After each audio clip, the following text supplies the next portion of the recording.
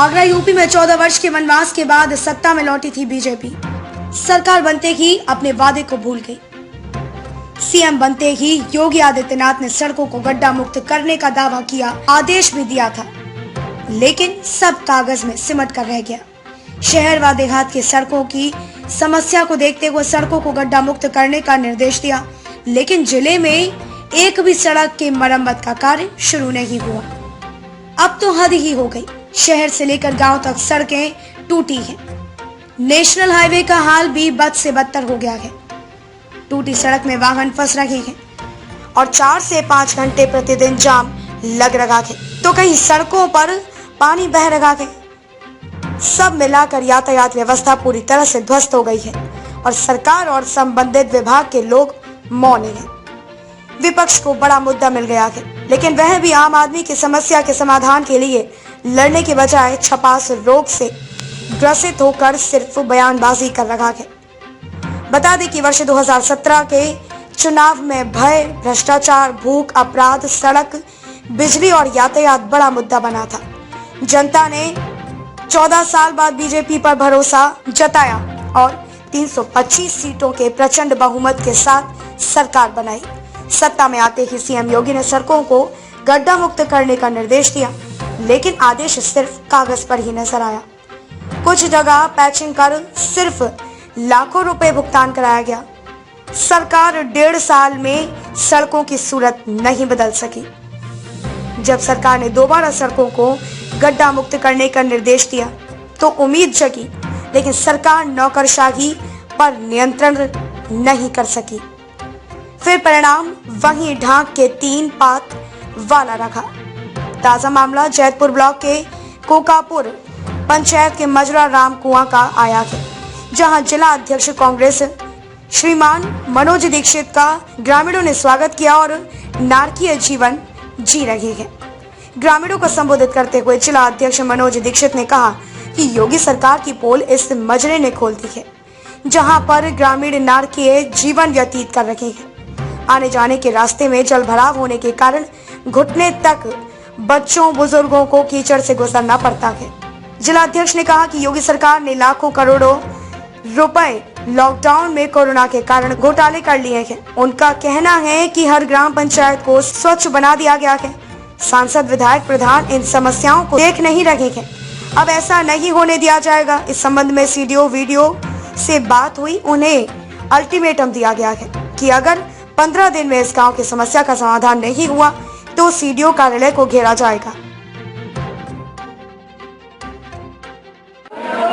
जितने भी लोग मेरे फेसबुक पर जुड़े हैं, मुझे देख रहे हैं, प्लीज मेरे सभी साथियों लाइक, कमेंट और ज्यादा से ज्यादा शेयर करें। आज मैं उस जगह खड़ी हूँ, मुझे कहने में भी बहुत दुख लग रहा है कि भारतीय जनता पार्टी की सरकार, मोदी योगी की सरकार, आज मोदी जी, योगी जी शर्म करो आप।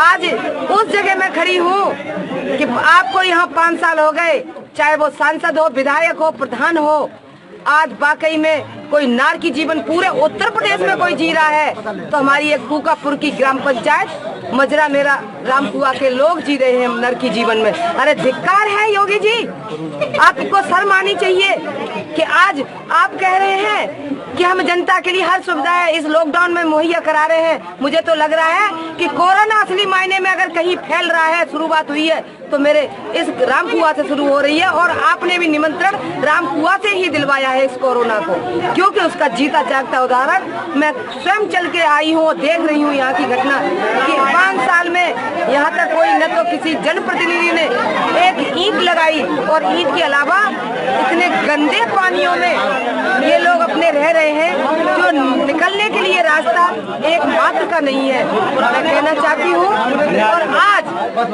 मैं जितने भी लोग मेरे फेसबुक पर जुड़े हुए हैं और मुझे देख रहे हैं अभी, प्लीज आप लोग इन अधिकारियों की नींद खोलिए, नींद से जगाइए, आंखें खुलाइए इनकी कि जो लोग इतने बड़े बड़े दावे इतने बड़े बड़े बातें जिन्होंने की कि हमने योगी जी एक तरफ लगातार कहते चले जा रहे हैं कि विकास के नाम पर हमने करोड़ों रुपया यूपी में ग्राम पंचायतों को दिया है। अरे मैं कहना चाहती हूँ तो ग्राम पंचायत, जब ऐसी ग्राम पंचायत जिस जगह मैं खड़ी हूँ वो बेचारे भोले वाले जनता जो 4 साल से इसी उम्मीद पे जी रहे थे कि शायद इस महीने अगले महीने करते हुए 4 साल गुजर गए। यहाँ पर नारकी जीवन व्यतीत हुए, इसमें दुर्घटनाएं हो रही हैं, लगातार बीमारियां बढ़ रही हैं। वो तो यहाँ सरकार के पोल इसलिए कोरोना में नहीं खुल पाई कि टेस्टिंग ही नहीं कराई। अच्छा काम किया योगी जी कि आपने लाखों करोड़ों पैसा इस कोरोना के नाम पर खाया, लेकिन न तो कहीं सैनिटाइज नहीं कहीं टेस्टिंग। उसके बाद अगर आपने दिया है तो नारकी जीवन व्यतीत करने के लिए इन जनता को इसके हाल पे छोड़ दिया है। मैं आज ये वाकया दिखा रही हूँ, सैकड़ों की संख्या में लोग एकत्रित हो अपनी पीड़ाएं बता रहे हैं। मुझे भी अपने आप में बहुत ही दुख हो रहा है कि आखिर मैं यहाँ इस गांव में अभी तक क्यों नहीं आ पाई, ये भी मेरा भी दुर्भाग्य। लेकिन आज ये प्रण करके जा रही हूँ कि जब लौटूंगी तो इसमें हर अधिकारियों की नाक रगड़वाऊंगी और विकास की जो बात कर रहे हैं